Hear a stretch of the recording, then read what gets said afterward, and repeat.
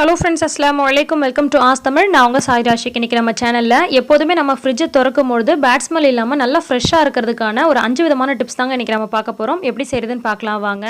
எப்போவுமே மாதத்துக்கு ஒரு முறை ஃப்ரிட்ஜில் இருக்கக்கூடிய எல்லா பொருட்களையும் வெளியில் எடுத்து வச்சுட்டு ஃப்ரிட்ஜை வந்து நல்லா தொடச்சி க்ளீன் பண்ணி வச்சுக்கோங்க. இதே மாதிரி நீங்கள் தொடர்ந்து பண்ணிங்க அப்படின்னா தான் உங்களுக்கு ஃப்ரிட்ஜ் நல்லா புதுசு மாதிரியே மெயின்டைன் ஆகும். இப்போ நம்ம ஃப்ரிட்ஜ் எப்போதுமே பேட் ஸ்மெல் இல்லாமல் ஃப்ரெஷ்ஷாக இருக்கிறதுக்கு என்ன செய்கிறதுன்னு பார்க்கலாம். இந்த மாதிரி குட்டியாக ஒரு கப் எடுத்திருக்கேன். நீங்கள் வந்து கண்ணாடி கப்போ அல்லது பிளாஸ்டிக் கப்போ இதுவாக இருந்தாலும் பரவாயில்ல.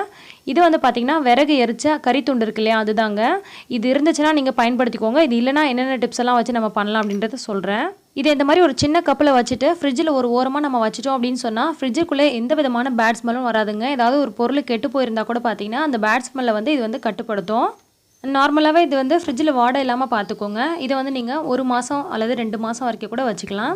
இப்போ அடுத்த டிப்ஸ் என்னென்னு பார்த்தீங்கன்னா, ஃப்ரிட்ஜ் வந்து வாடையும் இருக்கக்கூடாது, அதே சமயத்தில் நமக்கு நல்ல வாசனையாகவும் இருக்கணும் அப்படின்றதுக்கான ஒரு டிப்ஸ் தாங்க இது. இப்போ ஒரு குட்டி கப்பில் 1 டேபிள் ஸ்பூன் அளவுக்கு பேக்கிங் சோடா சேர்த்துருக்கேன். ஆப்போ சோடான்னு சொல்லுவோம் இல்லையா, அதாங்க. அதில் வந்து ஒரு 4-5 ட்ராப் மட்டும் நான் வந்து வெனிலா எசன்ஸ் விட்டுக்கிறேன். வெனிலா எசன்ஸ் இல்லைனா ரோஸ் மில்க் எசன்ஸ், இது ரெண்டுத்தில் எது இருந்துச்சுனாலும் நீங்கள் யூஸ் பண்ணிக்கோங்க. இதை இந்த மாதிரி ஒரு ஸ்பூனை வச்சுட்டு லைட்டாக கலந்து விட்டுக்கோங்க. ஃபுல்லாக நல்லா கலக்கணும் அப்படின்ற அவசியம்லாம் கிடையாது. இதுலேயே வந்து நம்ம ஒரே ஒரு சார்கோலும் வச்சுக்கலாம். இது வந்து பார்த்திங்கன்னா பேட் ஸ்மெல்லும் இல்லாமல் பார்த்துக்கும், அதே சமயத்தில் ஃப்ரிட்ஜ் நல்ல வாசனையாகவும் வச்சுருக்கோம். இதை இந்த மாதிரி ஃப்ரிட்ஜுக்குள்ளே ஒரு மூலையில் கைப்படாத இடத்துல வச்சுக்கோங்க. இது நம்ம 1லேருந்து 2 மாதம் வரைக்கும் வச்சுக்கலாம். அடுத்த டிப்ஸ் என்னென்னு பார்த்தீங்கன்னா, எலுமிச்சப்பழத்தில் அரை எலுமிச்சப்பழத்தை மட்டும் தான் நம்ம வந்து எடுத்துக்க போகிறோம். இதை இந்த மாதிரி கட் பண்ணிவிட்டு அரை எலுமிச்சப்பழத்தை மட்டும் எடுத்துகிட்டு இது கூட வந்து நம்ம கிராம்பு வைக்க போகிறோம். கிராம்பு வைக்கிறதுனால பார்த்தீங்கன்னா பேட் ஸ்மெல் இல்லாமல் இருக்கும். அட் த சேம் டைம் நமக்கு வந்து நல்ல வாசனையாகவும் நல்ல ஃப்ரெஷ்ஷாகவும் இருக்குங்க ஃப்ரிட்ஜை ஓப்பன் பண்ணும்போதெல்லாம். கிராம்பில் இருக்கக்கூடிய அந்த வாசனை வந்து பார்த்திங்கன்னா நமக்கு அந்த எலுமிச்சை பழத்தோடு கலந்துரும். இது வந்து பார்த்திங்கன்னா கெட்டும் போகாது. இந்த மாதிரி நம்ம ஓப்பனாக அப்படியே வந்து ஃப்ரிட்ஜில் ஏதாவது ஒரு இடத்துல வச்சிட்டோம் அப்படின்னு சொன்னால் இது வந்து பேட் ஸ்மெல் இல்லாமலும் பார்த்துக்கும், நல்ல வந்து ஃப்ரிட்ஜை ஃப்ரெஷ்ஷாகவும் வச்சுக்கும். இதையும் நீங்கள் 1 மாதம் வரைக்கும் வச்சுக்கலாம். அதுக்கப்புறம் நீங்கள் புதுசாக ஃப்ரெஷ்ஷாக மாற்றிக்கோங்க. இப்போ அடுத்த டிப்ஸ் என்னென்னு பார்க்கலாம். சின்னதாக ஒரு கப் எடுத்திருக்கேன். அதில் கொஞ்சமாக வந்து காட்டன் எடுத்துக்க போகிறேன்.